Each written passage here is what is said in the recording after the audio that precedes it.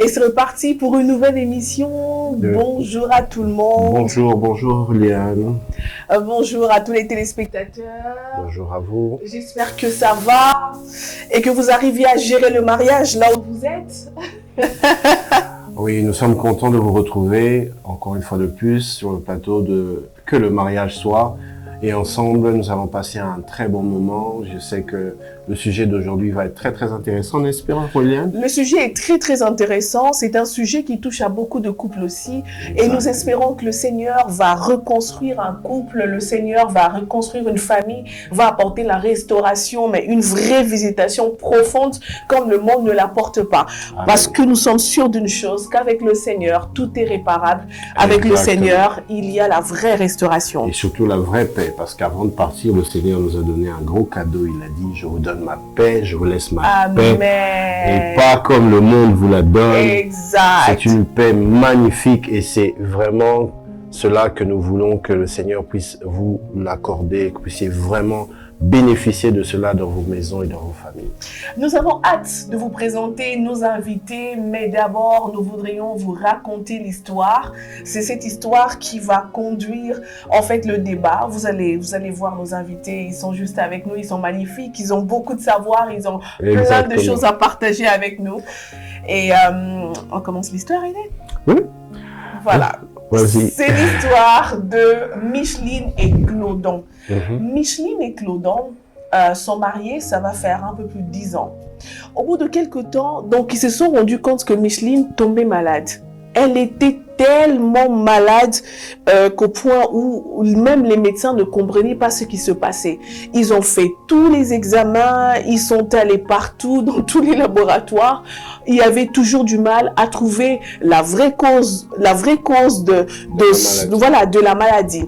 Alors, au bout de quelques temps, enfin, elle a vraiment passé ce temps à l'hôpital, une année entière passée à l'hôpital parce que ça n'allait toujours pas. Et puis la deuxième année, elle était toujours malade. Un jour, le docteur appelle donc Clodon pour lui dire « Écoute, Clodon, on a fait tout ce qu'on pouvait, mais ta femme est vraiment malade.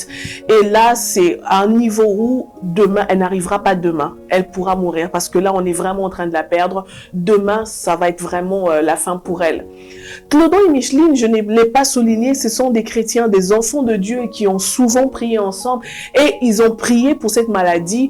Ils ont demandé à Dieu la guérison, mais ça ne marchait pas. Les pasteurs sont venus, tout le monde a prié pour ça, mais ça ne marchait toujours pas. Et finalement, Clodon dit, nous sommes enfants de Dieu, le plus important c'est le ciel, n'est-ce pas? On a toujours dit que le plus important c'était le ciel.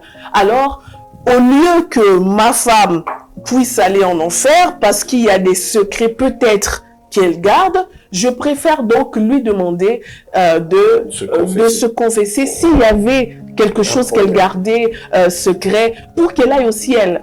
Le docteur lui avait dit donc que sa femme n'allait pas atteindre même le jour qui suivait, ouais. Et donc, Clodon décide d'aller parler avec Micheline. Il trouve Micheline vraiment mourante. Elle était dans un très sale état. Ça faisait 2 ans qu'elle était malade, très maigrichonne. Vraiment, ça n'allait pas. Et puis, il parle à sa femme. Il lui dit, tu sais qu'on est des enfants de Dieu. Tu t'es battu contre cette maladie et là, le docteur vraiment dit que ça ne va pas demain, tu ne vas pas arriver. Est-ce que ce serait pas possible qu'on prie ensemble, qu'on se prépare pour que même si tu partais, tu ailles au ciel? Le plus important pour nous, c'est ça. Micheline, elle hésite avant de parler, elle pleure. Son mari dit, mais qu'est-ce qui se passe? Et il lui dit, exactement, j'ai un secret que je n'ai pas partagé avec toi. Est-ce que tu voudrais bien me pardonner? Le mari dit, écoute, on est des enfants de Dieu. Toi et moi, on prie. Et ce que Dieu nous demande, c'est le pardon. Confesse-toi, je vais te pardonner, tu vas être libre et tu vas voir que notre Seigneur va t'accueillir sans problème. Micheline, elle hésite, elle demande à son mari de jurer, s'il te plaît, jure que tu vas me pardonner. Il dit, je t'ai déjà pardonné. Dans cet état, on peut pas retenir une dent contre quelqu'un. Je t'ai déjà pardonné, mais vas-y, parle et confesse-toi. Tu verras que le Seigneur va te libérer. Micheline commence à la raconter à son mari. Tu te rappelles qu'après notre 7e année de mariage, j'étais la situation était très très difficile. Je t'ai dit qu'il fallait absolument qu'on trouve des moyens parce que les enfants n'allaient pas bien. On était en train de nous mettre à la porte. On pouvait plus rester là où on vivait. Et donc, je t'ai demandé la permission d'aller dans une région pour acheter de la marchandise et ramener. Mais tu sais qu'on n'avait pas beaucoup d'argent. Je suis partie. C'est là où, comme d'ailleurs, toutes les façons, l'argent que j'avais avait été volé. Et je ne pouvais pas rentrer. Mais j'ai rencontré quelqu'un qui a accepté de me donner de l'argent. C'est ce qui m'a aidé à ramener la marchandise. Maintenant, la personne, elle m'a aidé, mais après, elle a exigé que j'aille avec lui. C'était difficile pour moi aussi, mais après, nous étions dans une région où personne ne me connaissait. Et je me suis dit, si je le fais, ça ne va déranger personne. Et donc, je l'ai fait, j'ai gardé le secret, mais seulement au bout de quelques temps, je me suis rendu compte que j'étais tombée enceinte. Je suis tombée enceinte et j'ai gardé cela et notre troisième enfant n'est pas le tien. Ah, le mari était dans un tel choc. Il était tellement choqué que après, il a regardé l'état de la personne qui raconte l'histoire. Elle est déjà en train de mourir. Et le mari pouvait s'attendre à tout sauf à ça. Comment tu as pu me faire ça? On est enfant de Dieu, on est chrétien chez nous, on ne fait jamais ça. Et si ça s'était fait, tu aurais pu m'en parler. Mais après, c'était toujours difficile, une histoire difficile à entendre pour l'homme, mais il s'est dépassé. Il a dit, comme tu es en train de partir, je veux que tu ailles au ciel, ça fait très mal. Sache que je te pardonne. Je te pardonne et l'enfant qui est là, je ne sais pas comment ça va se passer, mais je veux prier pour que Dieu me donne la force de l'accepter comme mon enfant. De l'accepter et de pouvoir aider l'enfant à avoir un avenir. Mais seulement, va en paix, que le Seigneur te bénisse, que le Seigneur soit avec toi. Moi, je t'ai pardonné. Bye bye, bye bye. Ils ont arrêté la conversation. Bye bye, le mari rentre chez lui. Le lendemain, le docteur appelle le mari, appelle Clodon très vite. Allô Clodon, il faudrait que vous veniez à l'hôpital. Clodon fait vite, il se dit que quand j'arrive là-bas, on va me dire que ma femme est morte ou dans un état vraiment encore plus chaotique. Mais quand il arrive à l'hôpital, le médecin vient juste lui prendre dans ses bras pour dire « Félicitations, votre femme va très bien. Votre femme va très bien. » On ne sait pas, ça doit être le miracle, ça doit être un miracle de Dieu. La femme va bien, elle a mangé, elle a demandé à manger toute la nuit, elle a mangé, les médicaments ont répondu, tout va bien, elle est même debout elle-même, c'est incroyable. Allez la voir là où elle est. Le médecin s'attendait à ce que Clodon soit très heureux parce qu'ils se sont battus ensemble, mais Clodon était plutôt très triste. Quand il arrive dans la salle où se trouvait sa femme, la femme venait accueillir son mari avec joie pour dire « je vais bien ». Mais Clodon a regardé sa femme avec une telle colère pour lui dire « c'était pas ça le contrat. Le contrat était que je te pardonne et tu meurs. Comment tu vis? Comment moi je vais vivre à l'idée de savoir que tu as été infidèle, tu m'as pas, et que un de nos enfants n'est pas le mien. Donc, je ne te pardonne pas, tu ne rentres pas chez moi. » Donc, c'est tout là le problème de Micheline. Mais tu m'avais pardonné, je t'avais pardonné, mais il fallait mourir. Je t'avais pardonné parce que je savais que tu mourrais. Là, maintenant, tu vis, ça change des calculs. Comment est-ce qu'on doit faire? Je ne peux pas gérer une telle chose. Et donc, tu rentres chez vous, c'est fini le mariage. Et voilà, donc c'est l'histoire que nous ramenons et nous allons débattre de cette histoire aujourd'hui. Nous avons autour de nous le pasteur Aubin. Bonjour pasteur. C'est un plaisir de vous avoir avec nous. Une grâce d'être là au milieu de nous. Et nous avons maman Frisia. Oui. Bonjour Frisia. Alors en fait, nous avons quand même des invités assez spéciaux parce que pasteur Aubin, non seulement qu'il est pasteur, il encadre les couples et les familles, il est aussi psychologue. Psychologue à l'église, c'est juste magnifique, c'est juste top. Il va nous dire comment est-ce qu'il s'y prend avec autant de problèmes qu'il y a à l'église. Et si la psychologie aide à résoudre aussi les problèmes. Et aussi maman Frisia, elle est médecin.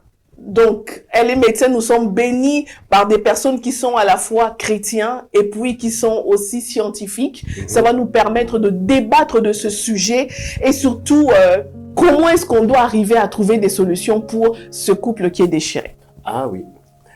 Alors, pasteur Aubin, aujourd'hui, on nous a raconté cette histoire qui... C'est vraiment une histoire compliquée. Le pardon à condition que tu meurs. Ouais. Ou si je peux résumer le thème aujourd'hui, c'est le pardon à condition que tu meurs. Ouais. Je pardonne ton infidélité à condition que tu meurs. Ouais. C'est pas votre réaction. Ouais. Qu'est-ce que vous en pensez? Bon, le pardon n'est pas conditionnel. Oh, ok. Le pardon est pardon. Sans condition. Quand on pardonne, c'est avec un cœur, un seul cœur. Parce que Dieu nous a pardonné avec un seul cœur.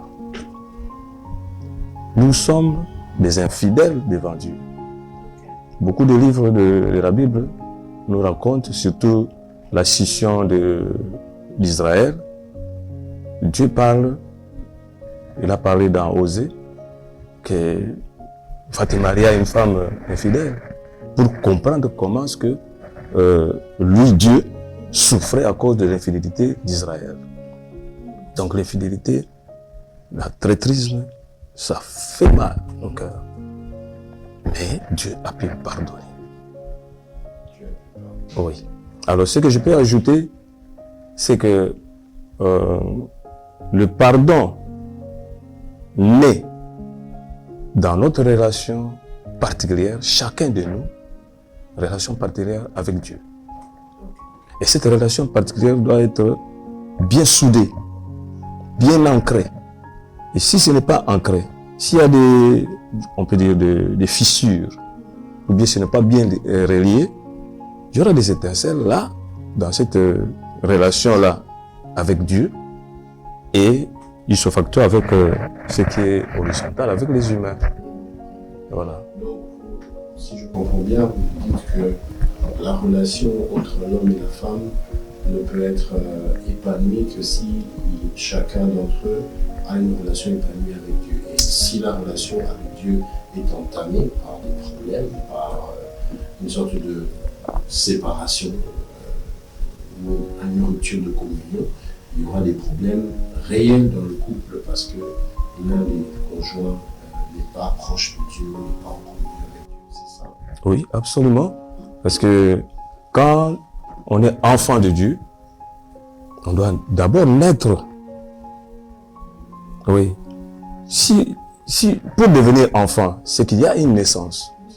Alors si on n'est pas né, on a des acquaintances tout simplement avec Dieu, on a frôlé Dieu, on le fréquente, il peut vous bénir, il peut vous donner d'autres atouts de la vie, mais vous n'êtes pas son enfant.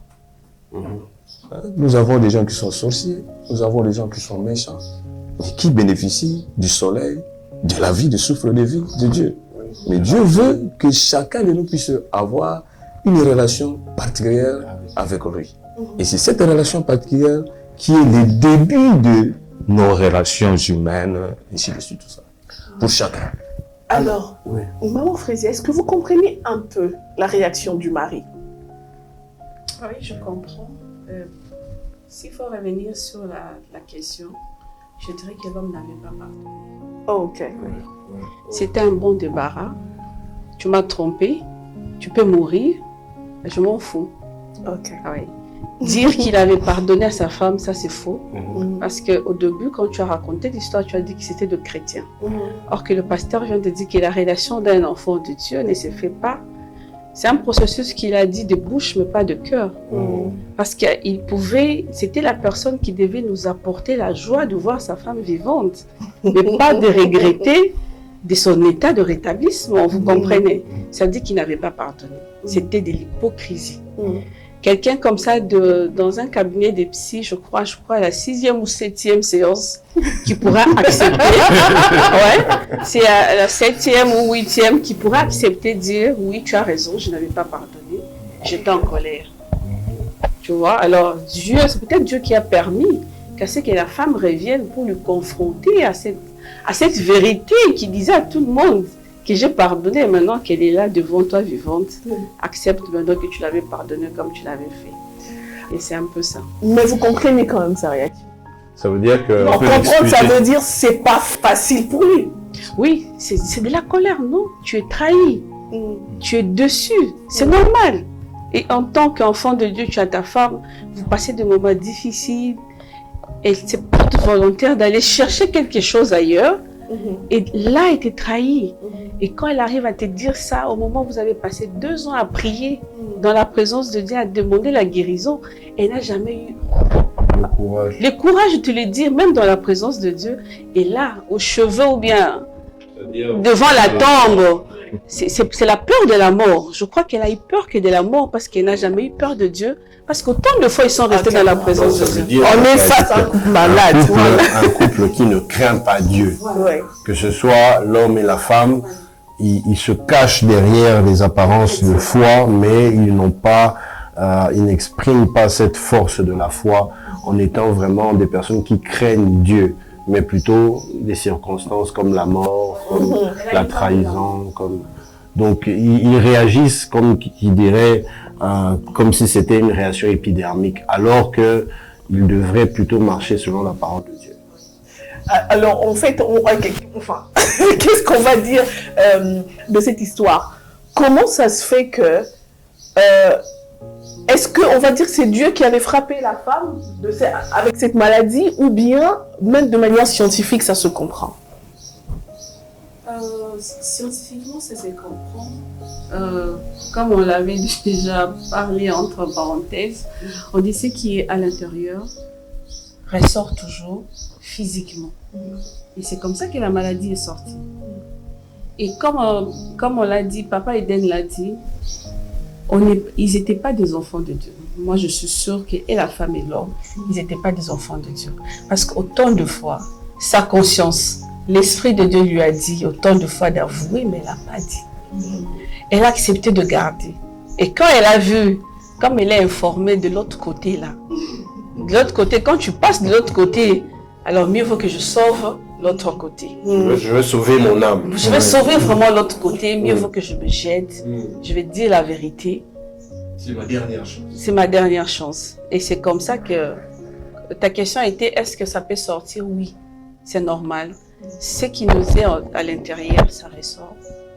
Ça peut se traduire par une dépression, oui, par une maladie physique, vraiment, tu vas.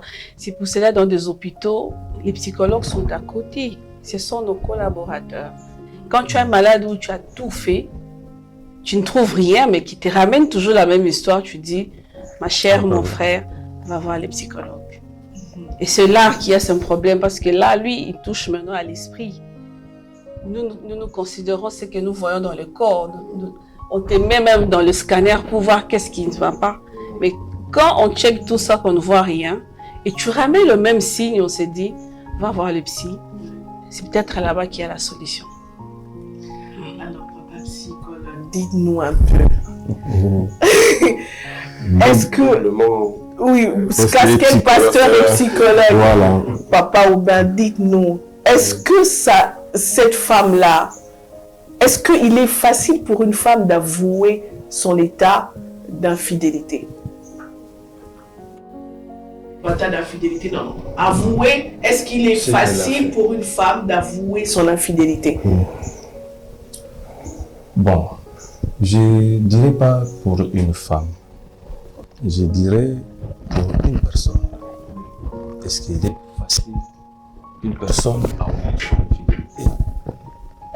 Vous savez,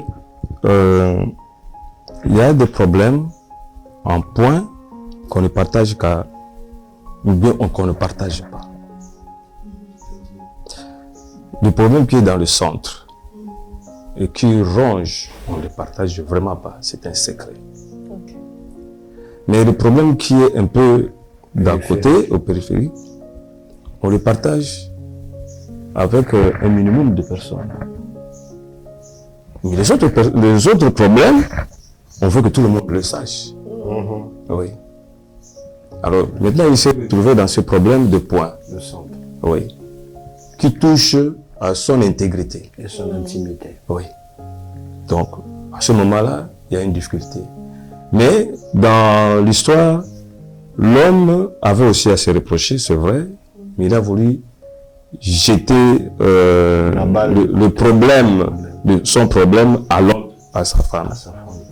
Or, nous savons qu'il y a des effets boomerang. Oui. Quand vous jetez quelque chose sur l'autre, ça peut vous revenir à vous. C'est comme ça que ça lui est revenu sous une autre forme. Et Dieu a compris cela, c'est comme ça que Dieu, qui est tout puissant, a réagi. Oui. La guérison instantanée de la femme. Et comme lui, il avait ce problème-là, qu'il voulait rejeter la femme, et c'est lui est revenu. Donc, vous voulez nous dire que dans cette histoire, Dieu a intervenu par rapport à sa justice. Oui. Il a tranché dans sa justice pour rétablir un certain équilibre. Oui, excusez, parce que Dieu a vu d'abord l'injustice dans le point de l'homme, qui voulait, comme, voilà, un bon débarras. Oui. C'était pas un vrai pardon. Et comme je dis au départ, sa relation intime avec Jésus-Christ n'était pas aussi au top, comme la femme n'était pas au top. Donc, quand Jésus dit de naître de nouveau, il faut qu'il y ait cette naissance. Mais comment se passe cette naissance en Jésus-Christ? Il faut lui dire, comme dans Apocalypse 3:20, il dit, voici, tiens, je frappe. Si quelqu'un entend ma voix, il ouvrira la porte, j'entrerai chez lui. Ça signifie qu'il faut inviter Jésus-Christ dans votre cœur. Si vous ne l'avez jamais invité, quelle que soit votre acquaintance avec Dieu, dans l'église, vous prêchez, vous êtes bon collaborateur, fidèle, vous participez à beaucoup de choses. Mais si vous n'avez jamais invité Jésus-Christ dans votre vie, parce que Jésus-Christ est très poli. D'abord, on nous dit que le diable, il vient posséder. Il vient entrer. Il ne demande pas la permission. Il entre pour détruire. Jésus l'a dit, le voleur, il vient, il entre pour détruire. Mais lui, il n'est pas voleur. Il vient, il toque à la porte. Si vous ouvrez, il entre. Mais si vous n'ouvrez pas, si vous ne l'invitez pas, il n'entrera pas. Il sera toujours de votre côté, mais il n'entrera pas. Alors, il faut lui dire, nommément, Jésus-Christ entre dans ma vie comme étant mon Seigneur et Sauveur. Si vous n'avez jamais dit cela, il ne peut pas entrer, parce qu'il est très poli. Il a taxé le diable d'un usurpateur qui vient entrer. D'ailleurs, même les possessions. Quand on fait les délivrances, on dit, comment tu es entré? Ah non, il est venu chez nous et puis moi j'ai profité d'entrer. La personne ne sait pas qu'il est possédé. Mais avec Jésus, on doit savoir effectivement que j'ai invité Jésus-Christ telle date, parce que c'est un engagement. Alors, quand les deux personnes ont cet engagement devant Jésus-Christ, ça retombe aussi au mariage. Le mariage, c'est un engagement. Parce que les vœux qu'on fait devant l'église, devant l'état civil, devant les parents, ce sont des vœux. Vous oubliez vos vœux, ce sont des engagements, pour le meilleur et pour le pire. Alors, si vous vous engagez pour le meilleur et pour le pire, Dieu vous donnera la capacité de supporter ce qui est pire. Ça, c'est une belle phrase.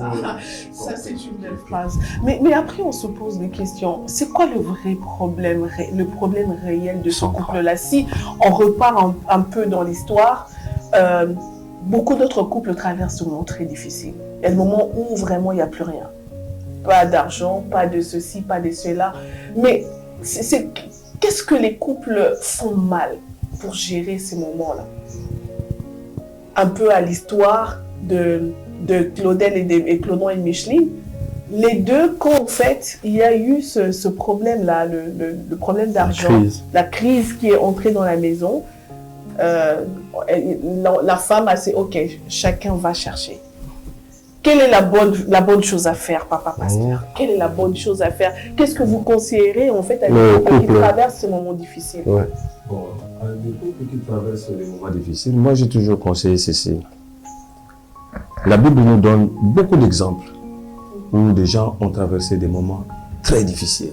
Par exemple, nous en Afrique ici, nous avons la coutume que le couple qui est marié devrait avoir des enfants. Quand on n'a pas d'enfants, mais la femme est chosifiée par la famille de la femme, de l'homme.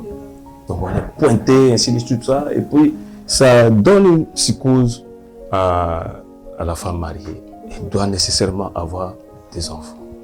Vous voyez, ça c'est l'Afrique. Alors, est-ce que Dieu est tout puissant dans certains problèmes et dans d'autres, il n'est pas tout puissant. Non, quand nous confessons que Dieu est tout puissant, réellement il est tout puissant. Le couple devait dire que nous sommes chrétiens, nous allons prier pour trouver que Dieu nous donne des solutions. Est-ce que Dieu ne parle pas? Dieu parle. Est-ce que jusqu'aujourd'hui, Dieu a seulement parlé dans les Écritures? Non. Dieu nous parle jusque maintenant. Dieu peut vous situer. Je donne un exemple. Vous cherchez, parce qu'il y a un foisonnement d'églises. Et on a de mauvais pasteurs. Alors, si vous êtes dans une église, vous demandez, Seigneur, dis-moi, ici où je suis, est-ce qu'ils répondent à toi qui as créé le ciel et la terre? C'est une belle question que Dieu répond toujours. Il répond toujours à ces questions-là. Il vous dira oui. Il vous dira non. Il va vous montrer qu'il y a tel signe, vous commencez à douter. Je dis, oh non, ça ne va pas. Il va vous convaincre de ne plus être là. Alors, quittez. Mais s'il vous convainc qu'il faut rester, il vous dira qu'il faut rester, continuez. Et là, vous allez accroître votre relation avec Dieu. Et vous allez, le couple va aller prier, demander à Dieu. Dieu donne toujours des solutions, d'une manière ou d'une autre. Il devrait donner une solution pour les finances, ou pour la santé, ou pour autre chose. Dieu donne toujours des solutions. Est-ce qu'on va dire que non, il faut seulement prier, il ne faut pas travailler, mais si vous demandez à travailler, c'est Dieu qui a instauré le travail, il n'est pas contre. Donc, si vous demandez des affaires, il va vous les donner. Il y a des gens qui font ce témoignage-là. Donc, Dieu s'occupe de toute notre vie d'une manière ou d'une autre. Et lui-même veut que nous puissions dépendre de lui. Exactement. Oui, c'est son souhait. Alors, quand nous avons des problèmes en couple, on s'agenouille, on trouvera une solution. Parce que Dieu va inspirer. Pour aller chercher, cette dame-là est partie chercher, ils sont chrétiens, mais ils n'ont pas consulté Dieu. C'est pourquoi en allant, on l'a volé, l'ennemi est venu, il l'a volé, et puis il dit, je vais trouver une solution humaine. Elle s'est livrée. Hein? Oui. Mais si elle s'était confiée à Dieu, elle ne pouvait pas se livrer. Vous comprenez? Alors, maman Frésia, là, nous avons le cas déjà d'un couple qui a un enfant extra-conjugal. Maintenant, en tant que médecin, est-ce que vous pensez que le fait qu'il y ait eu cette conséquence, parce que là, on ne peut plus revenir en arrière, il y a eu déjà un problème. C'est vrai que la mère, on a vu qu'elle était mourante. Maintenant, toute cette réaction du papa autour de cette trahison, vous pensez pas que ça peut aussi avoir un impact scientifiquement? Est-ce que lorsque l'affaire va éclater et que tout le monde saura dans la famille, est-ce que ça peut créer aussi une maladie physique sur cet enfant qui est un enfant extra-conjugal? Beaucoup d'enfants issus de relations comme ça, s'ils sont face à des maladies, moi je dirais c'est par manque de protection. Du père qui est le chef du ménage, qui considère cet enfant comme quelque chose qu'on est parti ramasser, mais quand même qu'il a gardé parce que c'est un innocent. Et c'est pas un enfant qui porte à cœur, et tout ce qui pourra venir comme vent, va tomber sur cet enfant-là. Oui. Je crois que c'est simple. Parce que c'est un enfant que tu regarderas pour un trophée de tromperie, de trahison. Et tu gardes parce que c'est un innocent, parce que tu es humain. Tu es humain. Au-delà de tout, de ta colère, tu ne peux pas le jeter, mais je le garde. Moi, je connais aussi un couple qui avait gardé un enfant comme ça. Et après, c'est du gâchis, quoi. C'est du gâchis. Parce que l'enfant, il sait, quand il a reconnu qu'il n'est pas l'enfant du couple, c'est là qu'il a compris qu'il y avait beaucoup d'indifférence avec son père. Mais parce que son père lui avait gardé parce que la maman aussi était décédée. Ok. Oui. Il a gardé, mais il y avait toute une différence. Même pas un devoir, il ne pouvait pas l'aider pour un devoir, il ne pouvait pas lui répondre gentiment. Il pouvait le garder parce qu'il avait promis à sa femme que je garde. Oui. Même quand il tombait malade, en tout cas, toi tu pries pas. Prie que Dieu te guérisse. Mais quand les autres tombent malades, ils fuient à l'hôpital. Ok. Mais tu te demandes, est-ce que je suis différente? Non, tu n'es pas différente, tu ressembles à tes soeurs, à tes frères. Mais c'est quand les jours que tu connais maintenant la vérité, que là tu te dis, waouh, c'était ça. Ouais. Et c'est là maintenant qu'elle tombe dans une dépression pour dire, elle n'est pas en colère contre son père qui l'a gardé, mais elle est en colère contre la personne qui est morte. Okay. Tu vas aller réclamer où? Tu as des questions à lui poser, mais elle est déjà morte. Mais c'est vraiment un problème qui gangrène notre société. Je pense qu'il y a... Comme on le dit, c'est parce que tu n'as pas nécessairement accepté la situation. Tu n'as pas accepté la situation et c'est ça qui fait en sorte que tu puisses... Tu te dis, ok, je prends la personne, mais que tu le veuilles ou pas, tu vas maltraiter l'enfant. C'est ça qu'on vit un peu...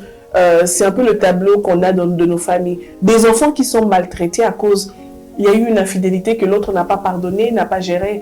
Alors, chers invités, on a une question à vous poser.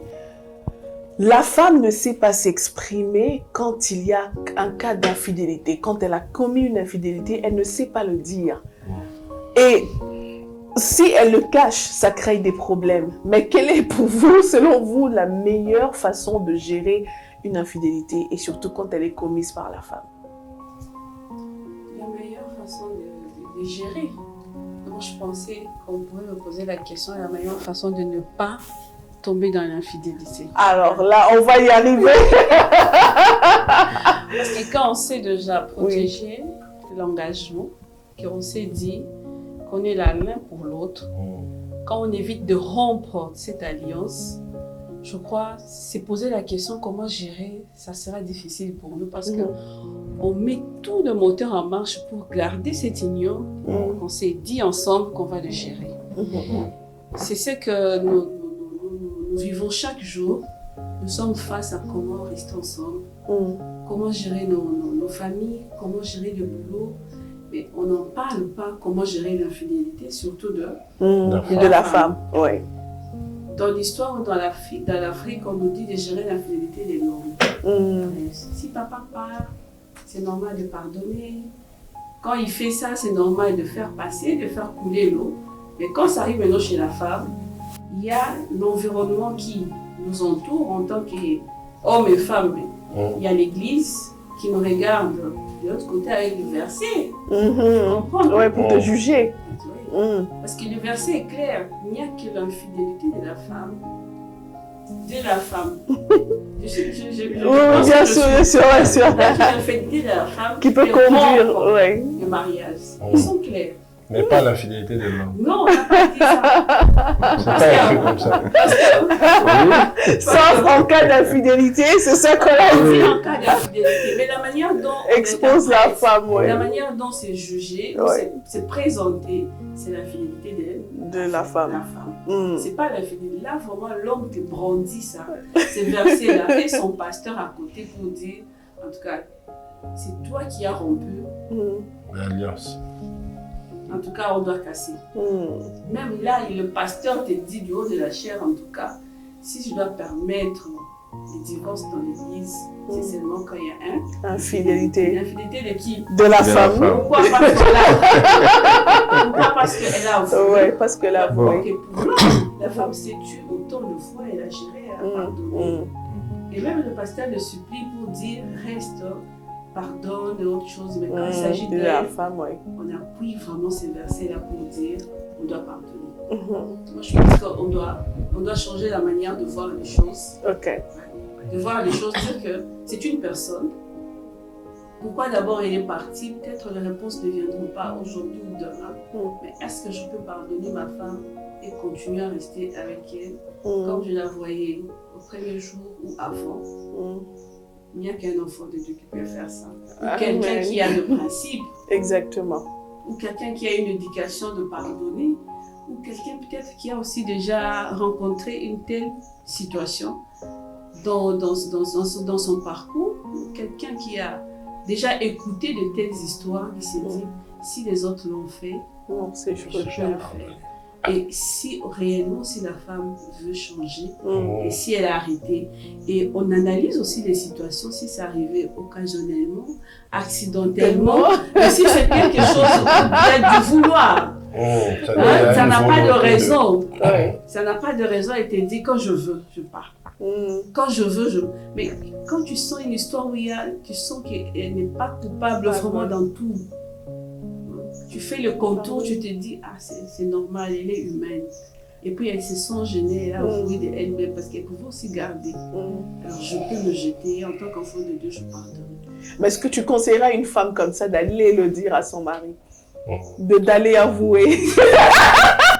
Et là, elle n'est pas malade. Ça, c'est la question. Là, une femme qui a été infidèle, elle vient te dire, j'ai commis une infidélité à mon mari. Tu dis, non, ma chérie, va voir ton mari. Elle va te pardonner. C'est pas la première chose que je peux dire.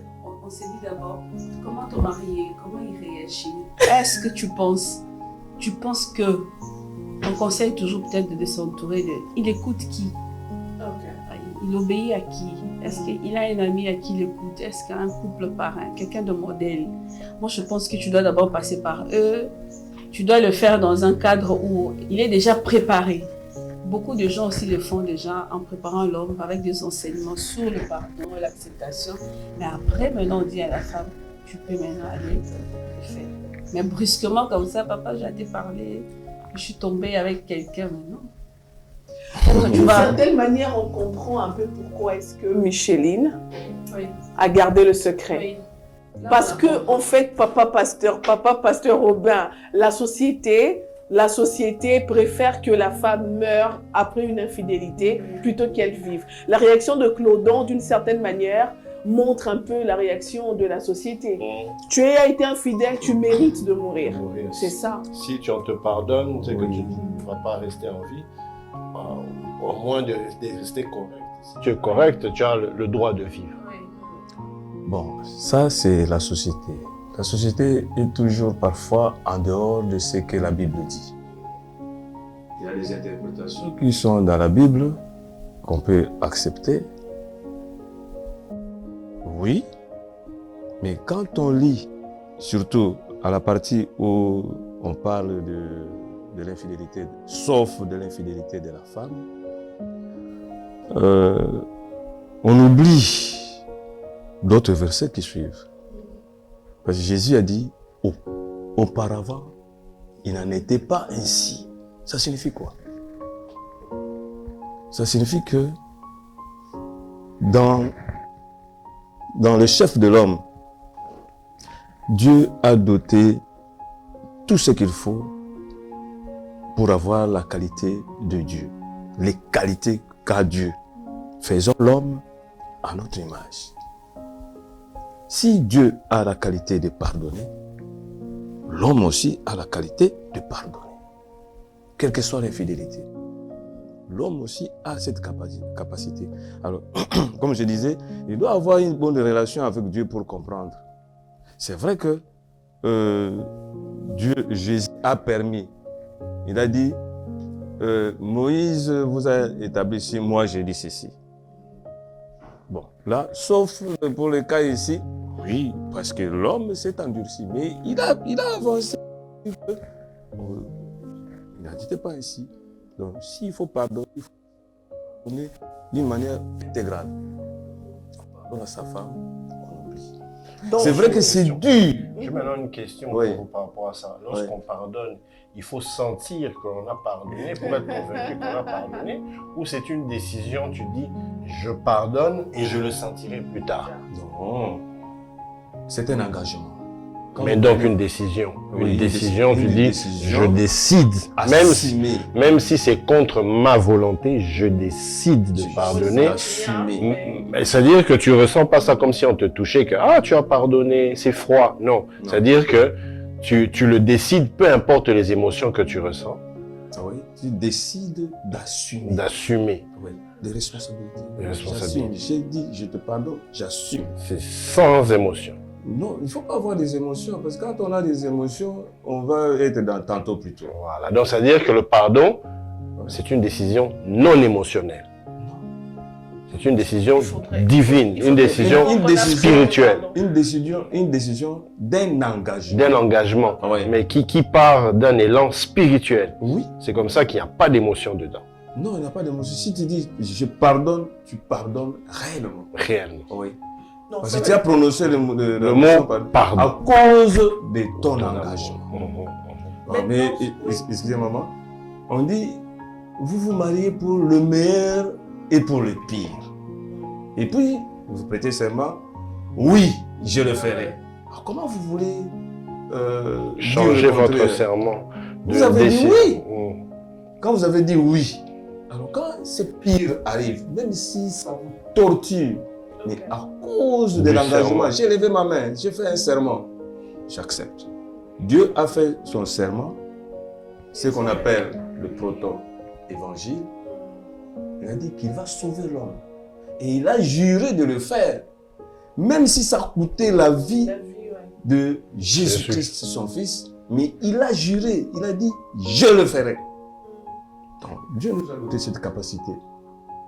De lui-même, nous pouvons aussi respecter notre engagement. C'est un vœu que je fais pour le meilleur et pour le pire, je le ferai. Mhm. Oui. Mais il y a une issue de sortie aussi. Mhm. Par exemple, vous êtes prêt à faire votre engagement, vous le faites, vous l'avez fait. Mais l'autre partie ne veut pas. Hein? Ça aussi. Ne veut pas, c'est-à-dire quoi? Ne veut pas, par exemple, il n'accepte pas. N'accepte pas. N'accepte Oui. pas le pardon. Oui, on peut dire qu'il est non chrétien parce que Paul le dit dans 1 Corinthiens 7, à partir de 15, vous allez voir là-bas, il dit que si la partie non chrétienne, donc on vous considère de non chrétien parce que vous ne voulez pas obéir à la parole de Dieu. Si vous résistez, vous êtes non chrétien. Comme le gars de notre histoire, Oui. il a refusé, il dit, si tu vis, je te pardonne plus. Donc il a récupéré, soi-disant, son pardon. C'était comme si c'était un cadeau qui était entre les mains. Et puis non, j'ai changé d'avis. Je te donne plus ça parce que tu vis. Mais Adam peut le considérer. Vous voyez, Oh, mais il là, a fait ça devant Dieu, non? Oui, Alors, s'il a Parce fait qu'ils ça ont devant- prié. On le considère comme un non-chrétien. un non-chrétien. Mm. Il a oublié son serment. Son engagement. Oui. Dieu nous dit, ce n'est pas tout le début qui compte, Ouais, c'est là. c'est la fin qui compte. Comment est-ce que nous avons terminé? Est-ce que nous terminons bien nos engagements? Si notre engagement a été superficiel, ça suffit que nous allons mal terminer. Mais si notre engagement a été bien cimenté, Mm. ça suffit que nous allons bien terminer. Donc, on accepte que le meilleur et pour le pire, j'ai juré, j'accepte. C'est ça l'homme. Ouais, il a donné sa Et parole. dans ce cas, on fait comment, Micheline? Que doit-elle faire comme démarche? Mais non. Puisqu'on lui refuse le pardon Voilà. par son mari qui est non-chrétien. Chrétien. Qui n'est pas... Non, est-ce qu'il est chrétien, mais il est juste en train de passer par un moment d'épreuve? Parce qu'après, on ne va pas demander à quelqu'un, on t'impose le pardon, tu avais dit, mais il faut peut-être lui donner du temps pour guérir. Parce qu'il a été Non, blessé, guérir, il a c'est une été... autre façon. Guérir, c'est une question de sentiment, d'émotion. Voilà, le pasteur a dit ici, c'est une décision non émotionnelle. Le pardon. Oui, c'est pas une décision émotionnelle. Ça n'a rien à voir avec les émotions. C'est une décision qui est reliée à l'engagement. Donc c'est comme si on te mal. dit, tu as signé ici. C'est toi qui as signé là. Donc j'assume. Tu assumes. Tu assumes. Tu assumes. Même si ça fait mal. C'est comme si on te dit, tu avais pris cette décision et on met le feu sur ton pied. Tu assumes.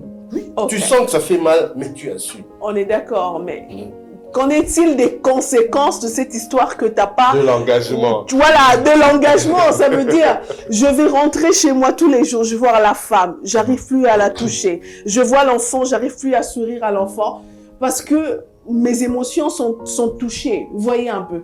Est-ce que finalement on devrait pas apprendre comment pardonner? Parce que c'est un sérieux problème, et un fait de société. Ça touche les blancs, les noirs, les jaunes et tout le monde. Ça touche tout le monde.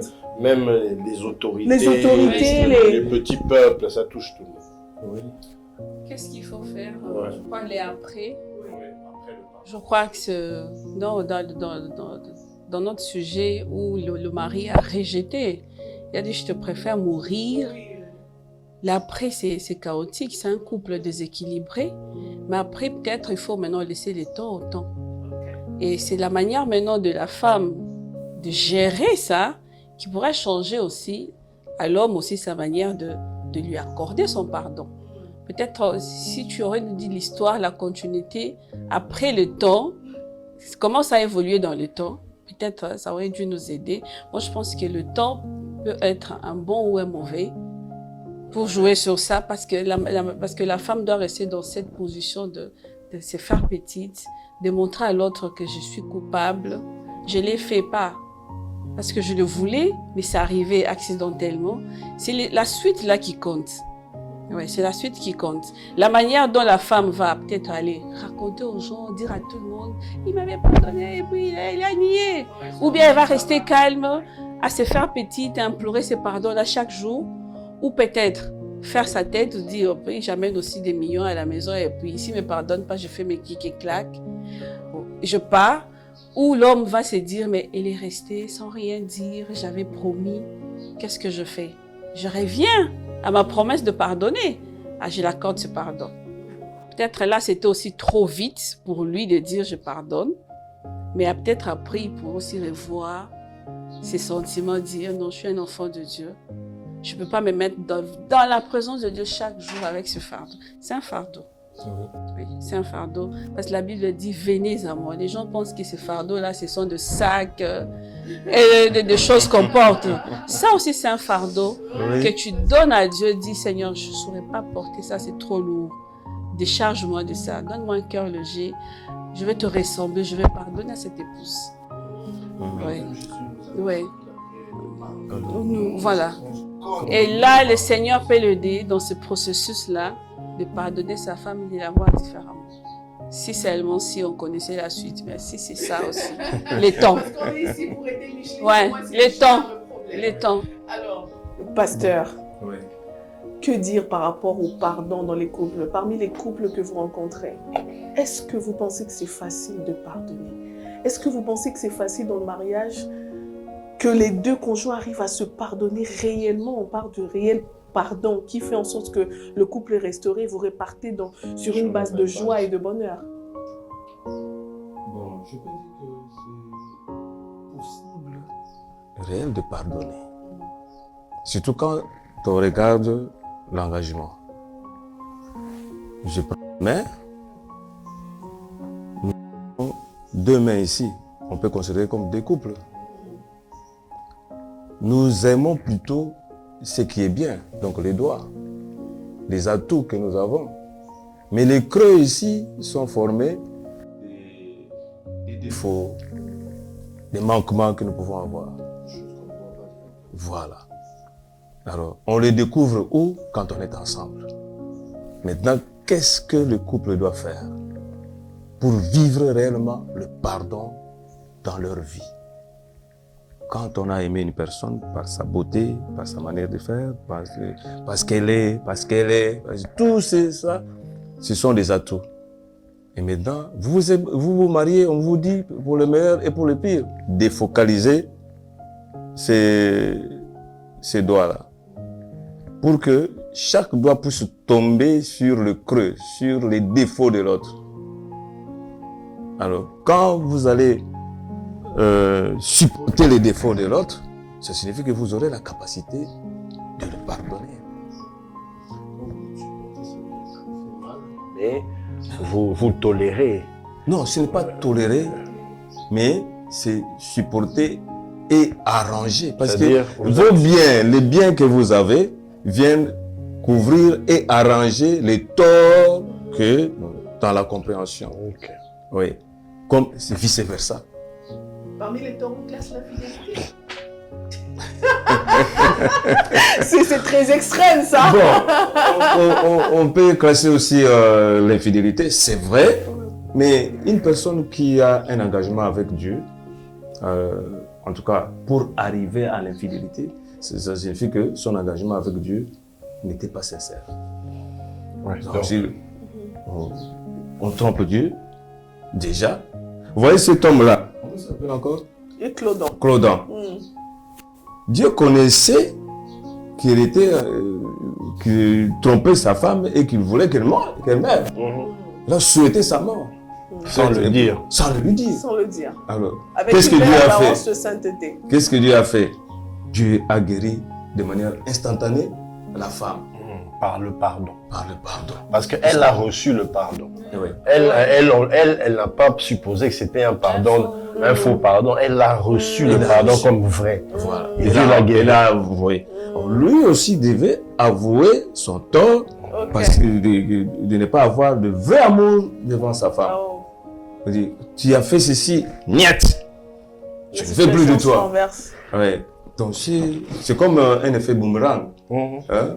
Dieu a dit, mais non, toi aussi, tu es fautif. Donc l'homme doit avoir cette capacité de pardonner.